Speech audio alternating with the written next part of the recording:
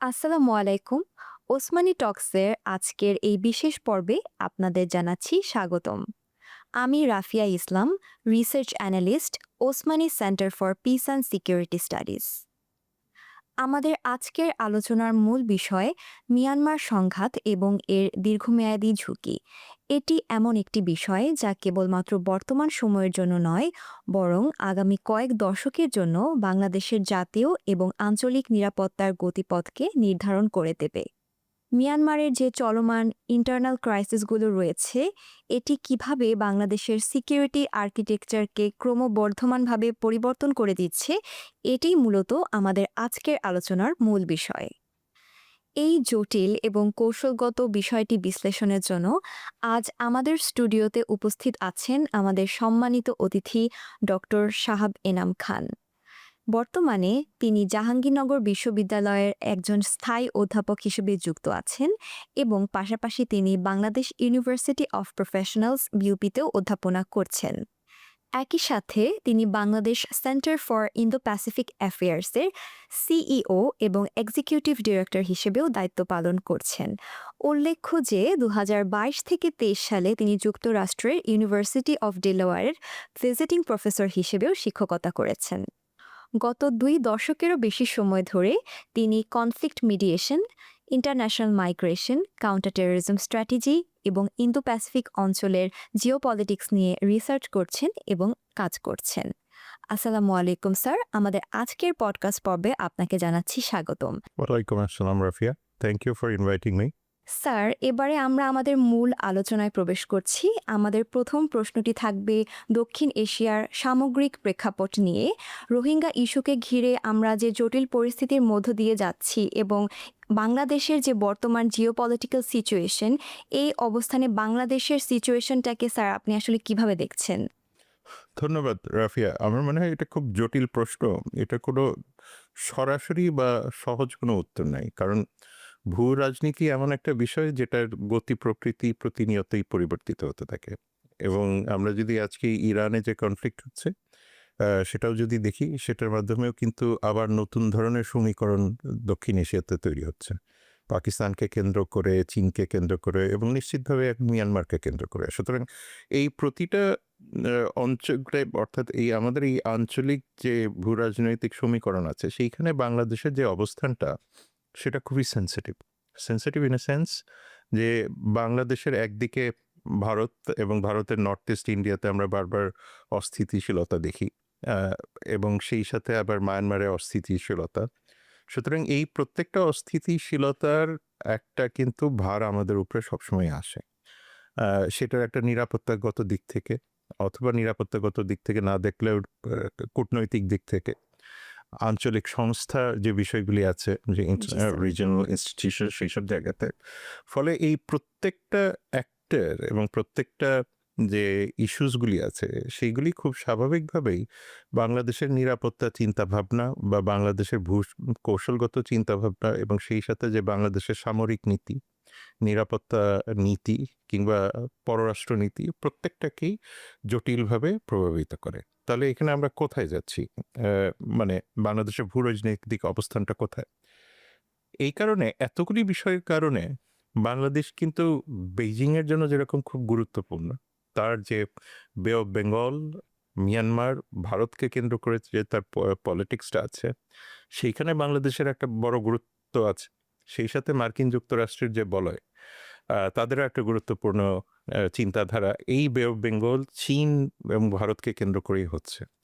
সুতরাং দেখেন, দুই সাইডেরই যখন আমি চিন্তা করি, যে চীন বলয় বা মার্কিন বলয়, এখানে কিন্তু কমন জায়গাটা থাকে হলো যে ভারত, বাংলাদেশ, মিয়ানমার। সুতরাং বাংলাদেশকে এই পররাষ্ট্র নীতিগুলি বা এই শক্তিগুলির যে ইন্দো প্যাসিফিক কেন্দ্রিক বা বে অফ বেঙ্গল কেন্দ্রিক যে পলিসিসগুলি আছে, সেখানে বাংলাদেশকে তারা কোনো অবস্থাতেই বাইপাস করতে পারে না। যে কারণে বাংলাদেশের ভূ রাজনৈতিক অবস্থা অনেকটাই আন্ডার অ্যাপ্রিসিয়েটেড, যেটা আমরা বলি, যে কারণ অনেক ক্ষেত্রেই আমরা এটার গুরুত্বটাকে সবসময় অনুধাবন করতে পারি না। কিন্তু আপনি দেখেন, এই যে যেটা বললাম, যে বাংলাদেশকে কোনো অবস্থাতেই কিন্তু এই ভূকৌশলগত নিয়ামক যেগুলি আছে, নীতিগুলি আছে, সেটা থেকে বাইরে রাখা যাচ্ছে না। এটার একটা ক্লাসিক এক্সাম্পল মার্কিন যুক্তরাষ্ট্রের বার্মা অ্যাক্ট, চীনের বে অফ বেঙ্গল রিলেটেড যেসব নীতিমালা আছে, সামরিক উম, যে আমরা ইকুয়েশনসগুলি দেখছি, সব জায়গায় কিন্তু বারবার বাংলাদেশকেই প্রাধান্য দেওয়া হচ্ছে। সুতরাং আমাদেরকে এটি মনে রাখতে হবে যে এই ওভারঅল ভূরাজনৈতিক বাস্তবতা এবং রোহিঙ্গা, শুধু এখানে রোহিঙ্গা না, এন্টায়ার মায়ানমারের যে ইনস্টেবিলিটি, সেই জায়গা থেকে দেখলে বাংলাদেশের ভূরাজনৈতিক অবস্থানটা খুবই গুরুত্বপূর্ণ। জি স্যার, ধন্যবাদ স্যার আপনাকে। আপনার আলোচনা থেকে স্যার আমরা বুঝতে পারলাম যে গ্রেট পাওয়ারগুলোর প্রত্যেকেরই ইন্টারেস্ট রয়েছে এই রিজনে, যে কারণে এই ভূ রাজনৈতিক সমীকরণটি ক্রমেই আরও জটিল হয়ে উঠছে। পাশাপাশি আমরা আরও একটি বিষয় লক্ষ্য করি, যেটি হলো মিয়ানমারের অভ্যন্তরীণ যে একটি ক্ষমতার লড়াই রয়েছে। যেমন গত ৮ বছর ধরে আমরা দেখতে পেরেছি যে জান্তা সরকার রোহিঙ্গা প্রত্যাবর্তন বা প্রত্যাবাসনে খুব একটা আগ্রহ দেখায়নি। পাশাপাশি আরাকান আর্মিও জান্তা সরকার বিরোধী বিভিন্ন সশস্ত্র কার্যক্রম পরিচালনা করলেও রোহিঙ্গা রিপ্যাট্রিয়েশন নিয়ে তারা আসলে খুব একটা আগ্রহ প্রকাশ করেনি। স্যার, তাহলে এই জটিল পরিস্থিতিতে আমরা কি বলতে পারি তারা আসলে একই অবস্থানে রয়েছে?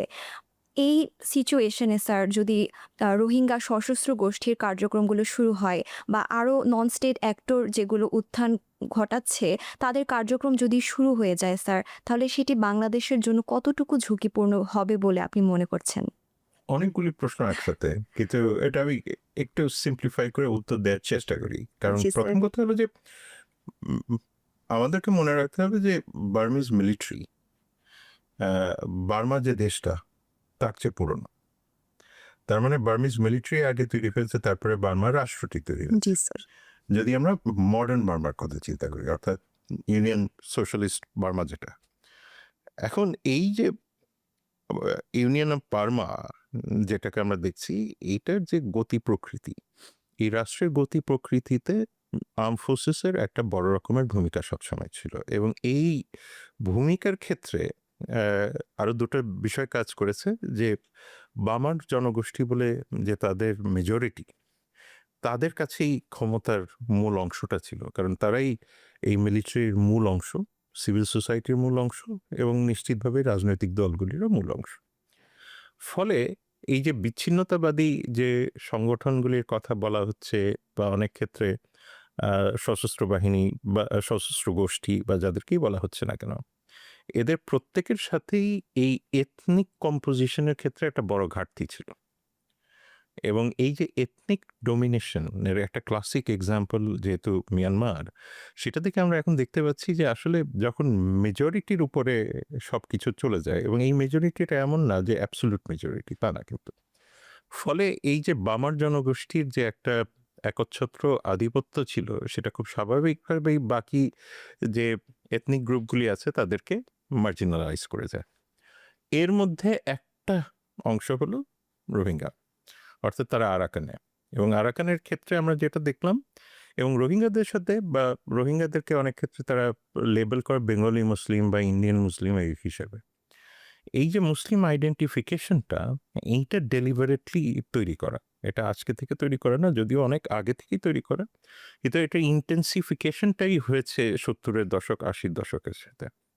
ফলে এখানে আমাদেরকে কয়েকটা জিনিস মনে রাখতে হবে, যে আপনি কখন রিলিজিয়াস আইডেন্টিটিকে ব্যবহার করেন, যখন আপনার একটা ভেস্টেড পলিটিক্যাল ইন্টারেস্ট থাকে। টোটাল মুসলমান সংখ্যা মায়ানমারের 4%, এবং এই 4% মুসলিমকে বারবার দেখানো হচ্ছে যে তারা বুদ্ধিজমের জন্য একটা বড় রকমের হুমকি। 4% পপুলেশন যদি 96% পপুলেশনের জন্য হুমকি হয়, তাহলে এই যুক্তিটা আসলে এস্টাবলিশ করা খুবই ডিফিকাল্ট। যে কারণে আমরা যে জিনিসটা দেখতে পাচ্ছি, যে এই যে এথনিক গ্রুপসগুলি আছে বা মায়ানমার মিলিটারি আছে, তারা এই হাইপার ন্যাশনালিজমকে রিলিজিয়নের সাথে যুক্ত করে এক ধরনের পলিটিক্যাল ইকোসিস্টেম তৈরি করেছে, যে ইকোসিস্টেমে মিলিটারি তার পজিশনটাকে বারবার এক্সার্ট করছে। এবং এই এক্সার্ট করার ফলে যে জিনিসটা হচ্ছে, যে তাদের এক ধরনের এক্সকিউজেস প্রয়োজন, ডিফারেন্ট টাইপের এক্সকিউজেস প্রয়োজন। তো এই মুসলিম ইস্যুটা একটা বড় এক্সকিউজ। ফলে যখন আরাকান অঞ্চলে মিলিটারি তাদের কার্যক্রমটা শুরু করে, খুব স্বাভাবিকভাবেই যে বুদ্ধিস্ট পপুলেশন আছে তাদের সাথে যে মুসলমানদের যে দ্বন্দ্বটা ছিল এবং এই দ্বন্দ্বটাকেই মিলিটারি ক্যাপিটালাইজ করে এবং ক্যাপিটালাইজটা করে দুটো কারণে। একটা হলো বুদ্ধিস্ট পপুলেশনের কাছে তার গ্রহণযোগ্যতাটা বাড়ানো, আর দ্বিতীয়টা হলো যে তার যে ওভারঅল ইকোনমিক ইন্টারেস্টটা আছে সেটাকে এক্সিকিউট করা। তো যার ফলে দেখা গেল যে এই মুসলমানদের উপরে যখন অত্যাচারটা শুরু হয় তখন না বুদ্ধিস্টরা, না সেখানে স্থানীয় মানুষরা, না মিলিটারি কোনো সহায়ক শক্তি হিসেবে দাঁড়ায়। এবং সেই কারণে আমরা দেখেছি বুদ্ধিস্ট ন্যাশনালিজম এবং টাইম ম্যাগাজিনেও একটা বড় কাভার পেজ জি এসেছিল, sir. Buddhist face of terror.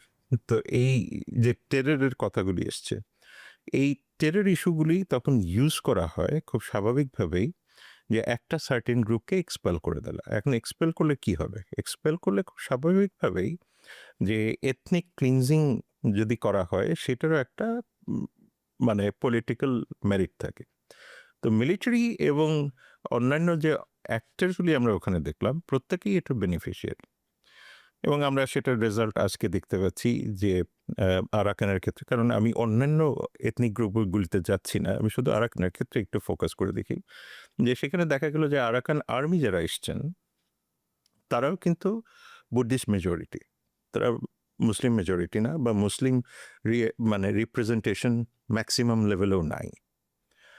যে কারণে আরাকান আর্মির যে পলিটিক্যাল লেজিটিমেসিটা দরকার সেইখানেও কিন্তু এই যে বার্মিজ মিলিটারি তৈরি করা মানে এথনো রিলিজিয়াস ন্যাশনালিজম সেটাকেই তারা কাজে লাগাচ্ছে। ফলে মিলিটারি যে পথটা তৈরি করে দিয়ে গেছে সেটাই আরাকান আর্মি কাজে লাগাচ্ছে। ফলে মিলিটারি এখন প্যাসিভ পর্যায়ে চলে গেছে, আরাকান আর্মি এখানে রয়ে গেছে। ফলে যদি টেকনিক্যালি যে প্রশ্নটা আপনি করলেন যে এদের মধ্যে আসলে ফান্ডামেন্টালি কোনো পার্থক্য আছে কিনা, যদি আপনি এথনো ন্যাশনালিস্ট এথনো রিলিজিয়াস ন্যাশনালিজমের পয়েন্ট অফ ভিউ থেকে দেখেন তাহলে পার্থক্য নাই। পার্থক্যের জায়গাটা অন্য জায়গায়, সেটা হলো যে কন্ট্রোল ওভার টেরিটরি। এবং এটা এখন যে পর্যায়ে আছে কনফ্লিক্টটা, এটাকে টেরিটোরিয়াল কন্ট্রোলের উপর কন্ট্রোল লেভেলের কনফ্লিক্ট বলা যেতে পারে। এখানে ইডিওলজির কোনো জায়গা নেই। যদি ইডিওলজি জায়গা থাকতো তাহলে হয়তো বা ডেমোক্রেটিক অ্যাসপিরেশন দেখা যেত, অটোনমির কথা হয়তো তারা বলতেন বা ইন্ডিপেন্ডেন্সের কথা তারা বলতেন। তো এই ধরনের কোনো ক্লিয়ার প্যাথওয়ে নাই। তার মানে অর্থাৎ আরাকান আর্মি এই মুহূর্তে তারা যে কনফ্লিক্ট সিচুয়েশনে আছেন, এই কনফ্লিক্ট সিচুয়েশন থেকে আসলে তারা কোন দিকে যাবেন, অটোনমির দিকে যাবেন বা ইন্ডিপেন্ডেন্সের দিকে যাবেন, যেদিকেই যান না কেন, তখন আমরা একটা পর্যায়ে আসবে যখন আমরা একটা ডিসিশন নিতে পারবো যে আসলে রিপ্যাট্রিয়েশনের ক্ষেত্রে আরাকান আর্মি কতটুকু ভূমিকা রাখতে পারবে প্র্যাকটিক্যালি, কিংবা মিলিটারি কতটুকু। এখন এই যে গ্যাপটা তৈরি হয়েছে সেখানে যে প্রশ্নটা আসলো যে রোহিঙ্গা সশস্ত্র গোষ্ঠী। এখন রোহিঙ্গা সশস্ত্র গোষ্ঠী মানে আন্তর্জাতিক মহলে এক ধরনের অ্যাপিল তৈরি করে। এই শব্দটার মধ্যে একটা অ্যাপিলিং ব্যাপার আছে যে একে তো মুসলমান, তার উপরে সশস্ত্র, তার উপরে মানে মায়ানমারের বিরুদ্ধে যাচ্ছে ইত্যাদি ইত্যাদি সব কিছু মিলিয়ে, ফলে এটার যে একটা পলিটিক্যাল জিওপলিটিক্যাল অ্যাপিল এটা আমরা শুনতে পাই। এবং যে কারণে সবসময় মনে করা হয় যে বাংলাদেশ বোধহয় এই কাজটাই করে যাচ্ছে। বাংলাদেশের নিজের অনেক কাজ আছে, জি স্যার। বাংলাদেশের নিজস্ব পলিটিক্যাল ইকোনমিক বহু সমস্যা আছে, সুতরাং তার আসলে এই সশস্ত্র বাহিনীর প্রতি মানে সশস্ত্র রোহিঙ্গা গোষ্ঠীর প্রতি ইন্টারেস্ট হওয়ার কোনো মানে যৌক্তিক জায়গায় নেই। আর তারপরেও যদি রোহিঙ্গারা যান, রোহিঙ্গারা যদি সশস্ত্র গোষ্ঠী তৈরি করেন, সেই ক্ষেত্রে আসলে বাংলাদেশের খুব বেশি কি কিছু করবার আছে। এখানে আমি দুটো যুক্তি চট করে দিয়ে দিই। দুটো যুক্তির ক্ষেত্রে একটা বড় যুক্তিটা হলো যখন স্টেটলেস ফিচার থাকে খুব স্বাভাবিক মানে মানুষ তখন তার একটা পলিটিক্যাল ইডিওলজি তৈরি করে। বেনেডিক্ট অ্যান্ডারসনের একটা কথা আছে, ইম্যাজিন কমিউনিটি। আপনি যখন ইম্যাজিন কমিউনিটি লেভেলে চলে যাবেন, যদি আপনার একটা এথনিক কমিউনিটি অলরেডি আছে কিন্তু আপনি যখন তাকে রেকগনিশন দিচ্ছেন না, তখন তো সে ইম্যাজিন কমিউনিটিতে চলে যাবে। এখন যখন ইম্যাজিন কমিউনিটিতে চলে যায়, খুব স্বাভাবিকভাবেই তার জন্য দরকার হবে ল্যান্ড, তার জন্য দরকার হবে পপুলেশন, তার জন্য দরকার হবে প্রোটেকশন। এবং সেই জায়গাতে গিয়ে যদি তারা অস্ত্র হাতে তুলে নেন, তাহলে সেখানে আসলে না আন্তর্জাতিক সম্প্রদায়ের কিছু করবার আছে, না আমাদের কিছু করবার আছে। এটা বাংলাদেশ বারবার বলে আসছে, যেটা আপনার স্টেটমেন্টেই আছে যে এই রিজিওনাল সিকিউরিটি বা ন্যাশনাল সিকিউরিটি তো বটেই, রিজিওনাল সিকিউরিটি। এখন যদি রিজিওনাল দেশগুলি এই বাস্তবতা না বুঝতে অনুধাবন করতে পারেন, তাহলে তো আপনার স্টেটমেন্টটাই কারেক্ট যে অস্থিতিশীলতার দিকেই আমরা আগাবো। জি স্যার, আমরা বুঝতে পারলাম যে আপনি যে অভ্যন্তরীণ সিচুয়েশনটি আমাদেরকে ব্যাখ্যা করলেন সেটি আসলে আমাদের বর্ডার সিকিউরিটির জন্য একটি বড় থ্রেট হয়ে দাঁড়িয়েছে। কিন্তু আরেকটি বিষয় স্যার যেটি প্রায় আলোচনায় আসে সেটি হলো মিয়ানমার সরকার এই পুরো সংকটপূর্ণ সিচুয়েশনটাকে একটু অন্যভাবে সংজ্ঞায়িত করছে। আমরা ঐতিহাসিকভাবে জেনে এসেছি যে রোহিঙ্গা ক্রাইসিস আমাদের দেশের জন্য একটি সোশিও ইকোনমিক বা একটি সামাজিক সংকট। কিন্তু জান্তা সরকার গত কয়েক দশক ধরে এই সংকটটিকে একটি নিরাপত্তা ইস্যু বা সিকিউরিটি থ্রেট হিসেবে দেখছে এবং তারা এই সমস্যার সমাধানে মিলিটারি ভায়োলেন্সকে চুজ করছে বরাবরই। সো স্যার, যেখানে জান্তা সরকার আসলে এটিকে একটি নিরাপত্তা ইস্যু হিসেবে দেখছে, আমরা কি এই ইস্যুটাকে কূটনৈতিকভাবে কোনোভাবে সমাধান করতে পারি স্যার? আমার কাছে মনে হয় বাংলাদেশের কূটনৈতিক যে আহ, মানে ইনিশিয়েটিভস গুলি ছিল, এখানে আমাকে মনে রাখতে হবে যে বার্মা কিন্তু ইন্টারন্যাশনাল লতে রেকগনাইজ স্টেট। জি it's sir. A member of United Nations, right? তার একটা নিজস্ব ল আছে, তার কনস্টিটিউশন আছে, তার সভরেন্টি আছে। সুতরাং আপনি সভরেন্টিতে আপনি চাইলেই যদি মনে করেন সভরেন্টি ভায়োলেশন করে কোনো কিছু করবেন, এটা পসিবল না। তার অভ্যন্তরীণ আইন আছে। আপনি বাংলাদেশকে চিন্তা করেন যে বাংলাদেশের অভ্যন্তরীণ আইন সবকিছুই আছে। এখন কেউ যদি হস্তক্ষেপ করতে আসে সেটা কি অ্যাকসেপ্টেবল হবে? হবে না। সুতরাং মিয়ানমারের ক্ষেত্রেও একই জিনিস অ্যাপ্লিকেবল। এখন মিয়ানমারের যে অভ্যন্তরীণ আইন সেটাকে নিশ্চিতভাবেই আমরা পরিবর্তন করতে পারি না। আন্তর্জাতিক সম্প্রদায়ের মধ্যেও যে একটা বড় রকমের কনসেনসাস থাকা দরকার সেটাও নাই। কারণ এটার মূলে যদি আমরা যাই, ইউনাইটেড নেশনসের সিকিউরিটি কাউন্সিল, সেই সিকিউরিটি কাউন্সিলেও কিন্তু এটা নিয়ে দ্বিধাভক্ত আছে, তাই না? সুতরাং রাশিয়া, চায়না এক পক্ষে, মার্কিন যুক্তরাষ্ট্র বা অন্যান্যরা আরেক পক্ষে। সুতরাং এইটাকে যদি আমরা শুধুমাত্র ডিপ্লোম্যাটিক মাল্টিল্যাটারাল প্রসেসের মাধ্যমে সুরাহা করতে যাই, আমার মনে হয় না যে আমরা খুব বেশি দূর এগোতে পারবো। কিন্তু এটা মনে রাখতে হবে যে কূটনীতির আর কোনো বিকল্প কিন্তু নাই। দ্বিতীয় থাকে যে কূটনীতির একটা সাইড থাকে, সেটাকে বলা হয় সামরিক কূটনীতি। এই সামরিক কূটনীতি, যেটাকে ডিফেন্স ডিপ্লোম্যাসি বলা হয় বা মিলিটারি ডিপ্লোম্যাসি, এটা খুব জরুরি। কারণ এটা ডিটারেন্সের কাজ করে। এটা গ্লোবাল যে মিলিটারি লিডার্স যারা থাকেন তাদের মধ্যে কিন্তু এক ধরনের কমিউনিকেশন থাকে। সুতরাং that's very important, it's a very important tool, যেটা আমরা অনেক ক্ষেত্রে খেয়াল করি না। ধরেন বাংলাদেশ মিলিটারি চিফের সাথে চীনের মিলিটারি চিফ বলেন, ভারতের মিলিটারি চিফ বলেন, পাকিস্তানের মিলিটারি চিফ বলেন, তাদের মধ্যে নিশ্চিতভাবেই কমিউনিকেশন থাকে। এটা গ্লোবাল নর্ম, কারণ আমরা সভ্য বিশ্ব ব্যবস্থায় এটাই গ্লোবাল নর্ম। ফলে সেই জায়গাতে আমার কাছে মনে হয় যে এই জায়গাতে আরেকটু বেশি কাজ করবার জায়গা আছে। আর থার্ড যেটা, যখন আমরা এইটাকে যখন সোশ্যাল প্রবলেম হিসেবে দেখি, তখন কিন্তু যখনই আপনি এটাকে সোশ্যাল প্রবলেম হিসেবে ক্লাসিফাই করবেন, সোশ্যোলজি কি বলে, eventually you will be creating social division, and those social division is the social division results into social conflict, correct? সুতরাং এটাকে ডিহিউম্যানাইজেশন করে দেখতে গেলেই সমস্যাটা হবে। ফলে মায়ানমার রাষ্ট্র যদি তাদেরকে ডিহিউম্যানাইজ করে, বাংলাদেশ রাষ্ট্র হিসেবে তো ডিহিউম্যানাইজ করতে পারে না, কারণ আমরা তো একটা সভ্য দেশ। তো সুতরাং সেই জায়গাতে গিয়ে আমার মনে হয় না যে আমরা যদি এটাকে সামাজিক সমস্যা হিসেবে দেখি তাহলে আমরা সুরাহা করতে পারবো। আমরা যদি এটাকে প্রোডাক্টিভ ফোর্সেস হিসেবে দেখি, যে যাদেরকে প্রোডাক্টিভ ফোর্স হিসেবে তৈরি করে মিয়ানমারের জন্য ভায়াবল অল্টারনেটিভ হিসেবে তৈরি করা সম্ভব, তখনই আপনার কূটনীতির একটা বড় কাজ হবে। আর লাস্ট যেটা থাকে, যেটা আমি অন্ততপক্ষে মনে করি, যে হিউম্যানিটেরিয়ান অ্যাসিস্ট্যান্স দিয়ে আসলে এই প্রবলেমটা সলভ করা খুব ডিফিকাল্ট। বাট হিউম্যানিটেরিয়ান অ্যাসিস্ট্যান্স লাগবেই। ফলে এই জায়গাতে কি লাগবে, মায়ানমারকে আমাদের নতুন করে চিন্তা করতে হবে। যে কারণে আমি সবসময় একটা কথা বলি, stabilisation of Myanmar is more important, অর্থাৎ stabilisation of Arakan is more important. এখন আমি কি যারা জেনোসাইডাল ফোর্সেস বা যারা এথনিক ক্লিনজিংয়ের সাথে জড়িত তাদের সাথে কম্প্রোমাইজ করবো? Not necessarily. ফলে এই জায়গাতে আমার মনে হয় রিজিওনাল কূটনীতিটা খুব ইম্পর্টেন্ট। এবং রিজিওনাল কূটনীতিতে কারা আসছেন? আসিয়ান দেশগুলি আসছেন, চীন আসছে, ভারত আসছে। তবে নিশ্চিতভাবে ভারত এবং মায়ানমারের যে জটিল সমীকরণ, তার চেয়ে বাংলাদেশের সাথে চীন এবং মায়ানমারকে কেন্দ্র করে যে সমীকরণ সেটা অনেক বেশি প্র্যাকটিক্যাল, এবং এই প্র্যাকটিক্যালিটিটার দিকে আমাদের মনোযোগ দেওয়াটা খুব জরুরি। খুবই যৌক্তিক স্যার। আসলে মিয়ানমারের বর্তমান দৃষ্টিভঙ্গিটি আমাদের এই সংকট মোকাবিলার জন্য বেশ জটিল বিষয় হয়ে দাঁড়িয়েছে।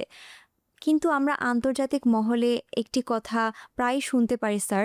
আন্তর্জাতিক মহলগুলোতে বলা হয়ে থাকে বাংলাদেশের সমাজের সাথে রোহিঙ্গা সমাজকে ক্রমাগতভাবে অ্যাসিমিলেট করার বা একীভূত করার বিষয়টি প্রায় আলোচনায় আমরা শুনে থাকি। এ দিকটিকে স্যার আপনি কিভাবে দেখবেন?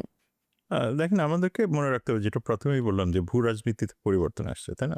এখন আহ, যারা এই রোহিঙ্গা ক্যাম্পগুলি বাংলাদেশে আছেন বা হিউম্যানিটেরিয়ান এইড যারা দেন, রাইট, সেই জায়গাতে কিন্তু একটা বড় ঘাটতি তৈরি হচ্ছে। আগে ফুড এইড যেটা আসতো কমে যাচ্ছে, হিউম্যানিটেরিয়ান এইডের বিভিন্ন যে জায়গাগুলি থাকে, পাবলিক হেলথ বা এগুলিও কমে যাচ্ছে, স্যানিটেশন কমে যাচ্ছে।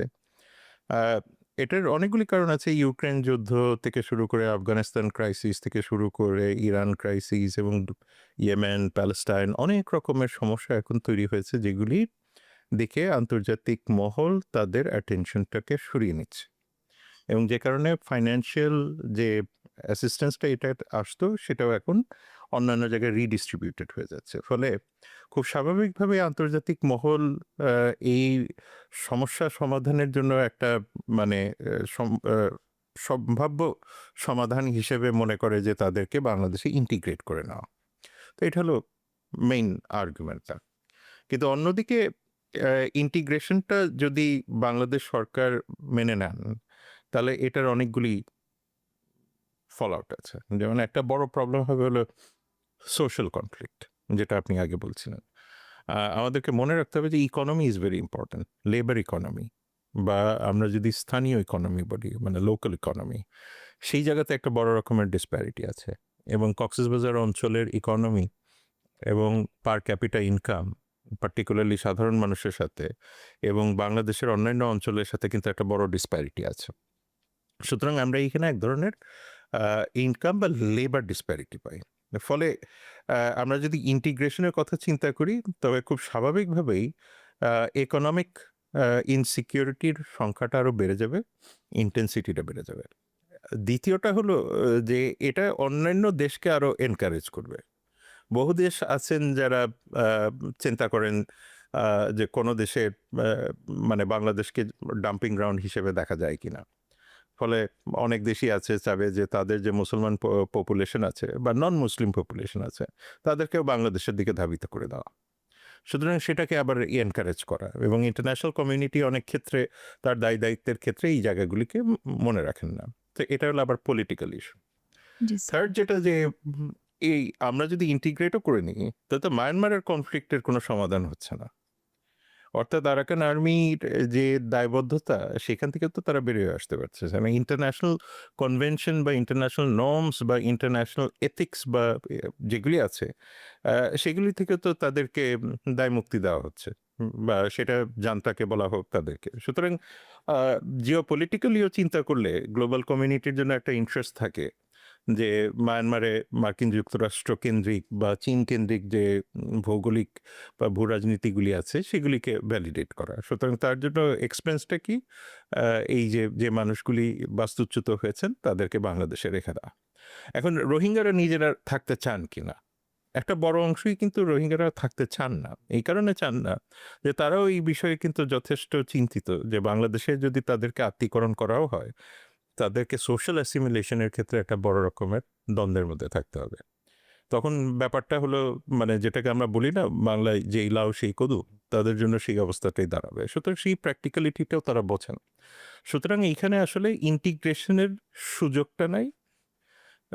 প্র্যাকটিক্যাল ফিজিবিলিটির ক্ষেত্রেও, যেটা ইকোনমি দিয়ে যদি ব্যাখ্যা করি তাহলেও নাই, এবং যদি আমরা এথনিক পলিটিক্সের দিক থেকে চিন্তা করি তাহলেও নাই।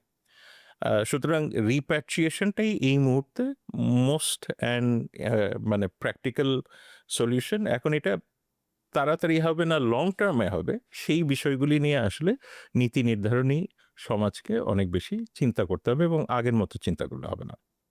জি স্যার, আমরা আসলে বুঝতে পারলাম লোকাল ইন্টিগ্রেশন যে যে বিষয়টা আছে সেটি আসলে এই সমাধানকে আরও বেশি সংকটপূর্ণ করে তুলবে। আর আন্তর্জাতিক বা ইন্টারন্যাশনাল আরও যে অ্যাক্টরগুলো রয়েছে, যেমন চায়না বলেছে যে বাংলাদেশ এবং মিয়ানমারের যে ইস্যুটি সেটি আসলে একটি বায়োল্যাটারাল বা দ্বিপাক্ষীয় বিষয়। কিন্তু আমরা দেখতে পাচ্ছি যে অভ্যন্তরীণ আরও অনেক জটিল পরিস্থিতি আমরা দেখতে পাচ্ছি, এবং পাশাপাশি বিভিন্ন সশস্ত্র গোষ্ঠী এবং আরও যে গ্রেট পাওয়ার, তাদের বিভিন্ন ইন্টারেস্ট এখানে কাজ করছে। এই বিষয়টি স্যার বিবেচনা নিয়ে স্যার এখানে কি কোনো মধ্যস্থতাকারী প্ল্যাটফর্ম বা ইন্টারন্যাশনাল গ্যারান্টারের কথা কি আমরা স্যার বলতে পারি, বা যে কোনো ইন্টারন্যাশনাল অর্গানাইজেশন তারা আসলে এই সমস্যা জড়িত সবগুলো সবগুলো দেশ বা সবগুলো স্টেক হোল্ডারের স্বার্থকে বিবেচনা নিয়ে একটি শান্তিপূর্ণ সমাধানের পথ আমাদেরকে দেখাতে পারবে? এটাও খুব জটিল, কারণ এটা বলা খুব সহজ, কিন্তু মুশকিলটা হচ্ছে যে বাংলাদেশ এবং মিয়ানমারের ক্ষেত্রে এটা দ্বিপাক্ষিক, এটা ঠিক। যে কারণে দ্বিপাক্ষিক হওয়ার ফলেও বাংলাদেশ সরকার কিন্তু চীনের মধ্যস্থতা চেয়েছিলেন, যে কারণে ট্রাইপার্টাইট প্রসেসটা শুরু হয়, এবং সেই জায়গাতে আসলে খুব বেশি অগ্রগতি হয়নি। এটা অগ্রগতি না হওয়ার সবচেয়ে বড় কারণটাই হলো মিয়ানমারের যে অভ্যন্তরীণ রাজনীতি, অভ্যন্তরীণ যে কনফ্লিক্ট ইকোসিস্টেমটাকে খুব একটা সলিউশনের দিকে যাওয়া সম্ভব হয়নি। ফলে তৃতীয় পক্ষ মধ্যস্থতা করলেও যদি রোহিঙ্গাদের ফেরত পাঠানোও হতো, তাহলেও আমরা দেখতাম যে আরেক রকমের হয়তো ব্লাডশেডের দিকে তারা যাচ্ছে। সুতরাং সেই জায়গাতে আসলে তৃতীয় পক্ষের মধ্যস্থতা যেরকম অত্যন্ত জরুরি, কিন্তু এটাই সলিউশন না। এবং সেই সাথে আমার কাছে মনে হয় যে এখন নতুন নতুন প্ল্যাটফর্ম তৈরি করা সম্ভব। পাকিস্তান, বাংলাদেশ, চীন, মিয়ানমার একটা প্ল্যাটফর্ম করা সম্ভব। বাংলাদেশ, মিয়ানমার, থাইল্যান্ড বা এই অঞ্চলগুলি যেগুলি আছে সেখানেও এক ধরনের। সুতরাং সেই জায়গাতে আসলে কূটনীতিটাই বড় সলিউশন। আরেকটা জিনিস আমাদেরকে মনে রাখতে হবে যে এই যে সশস্ত্র গোষ্ঠীগুলি আছে, এবং এই সশস্ত্র গোষ্ঠীগুলি কিন্তু হোমোজেনাস না। এবং এই যে আরাকান আর্মি যেটাকে নিয়ে আমরা আলোচনা করি, মানে আরাকান আর্মি কে কিন্তু এই যে এনএলডি সরকার যেটা ছিল, অং সান সুকির যে সরকার ছিল, এই এনএলডি সরকারই কিন্তু তাদেরকে টেররিস্ট অর্গানাইজেশন হিসেবে আখ্যা দিয়েছিল, এবং তারাই কিন্তু এখন এনইউজি, ন্যাশনাল ইউনিটি গভর্নমেন্ট, তাই না?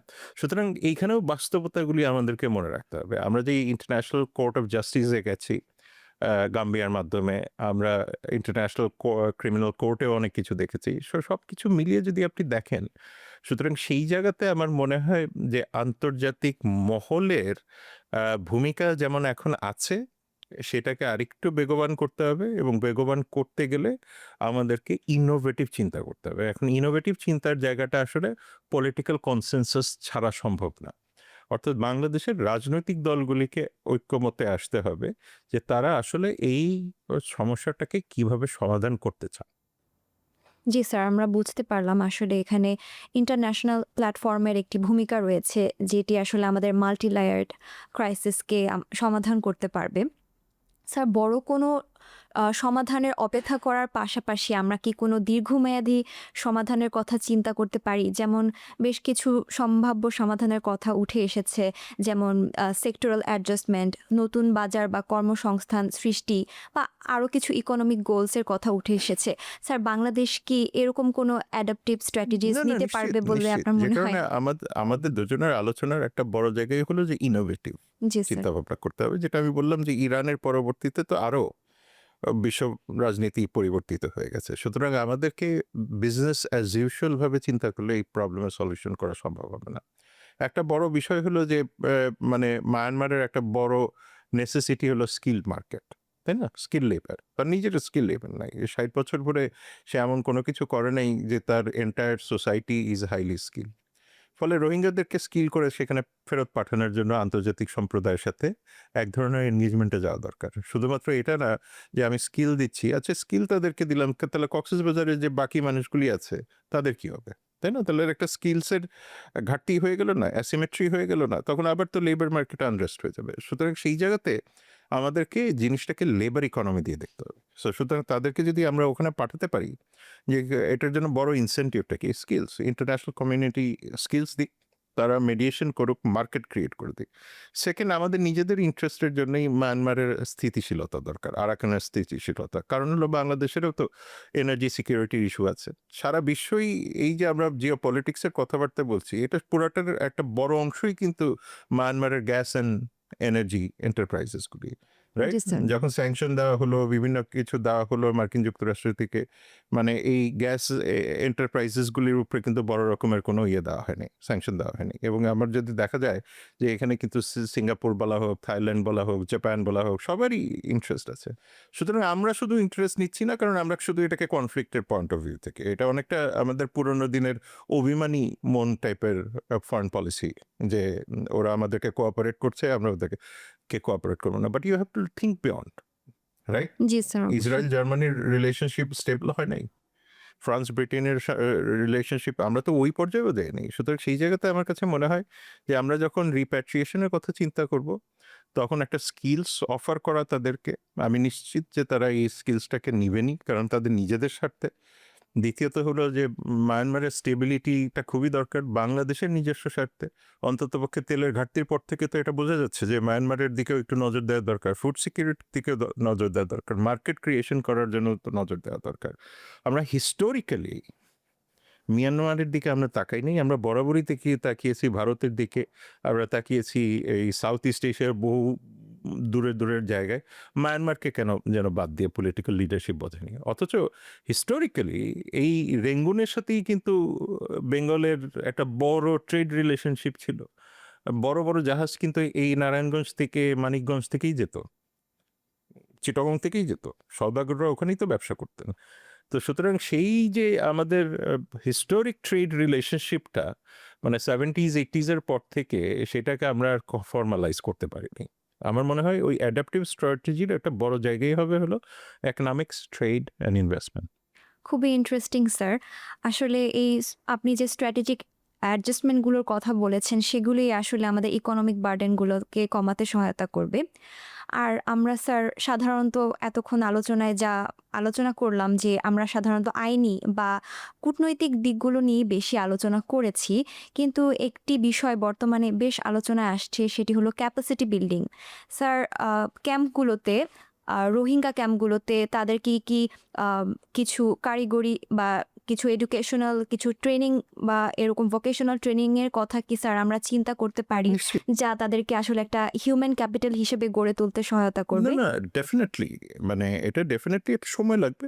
জি বাট এটা স্যার। ডেফিনেট, এটা কারণটা আমি যুক্তিটা বলে দিচ্ছি। এটার যুক্তিটা হলো যে যেটা আগে বললাম, যে মিয়ানমারের তো নিজস্বই স্কিলস ঘাটতি আছে। এখন পয়েন্টটা হলো যে আমি যে ওনাদেরকে স্কিলস দিচ্ছি, আমি কি জি আমার স্যার। নিজের জনগোষ্ঠীর সাথে ডিসক্রিমিনেশন করছি কিনা? কারণ আমাদের তো এডুকেশন এখন লিটারেসি রেট কত, 70-80% বা এরকমই কিছু একটা হবে। সেটা তো করতে আমাদের 55 বছর লেগে গেছে, জি রাইট? স্যার। সুতরাং আমাদেরকে এই বাস্তবতাগুলি মনে রাখতে হবে। সুতরাং সেই জায়গাতে তাদেরকে যে স্কিলসগুলি দেব, সেখানে আন্তর্জাতিক সম্প্রদায়ের সাথে বাংলাদেশের একটা নেগোসিয়েশন থাকা উচিত। নেগোসিয়েশনটা হলো যে এই স্কিলসটা যখন তৈরি করব, এটার জন্য একটা মার্কেট থাকে। মার্কেট না থাকলে তো কেউ স্কিলস নেবে না।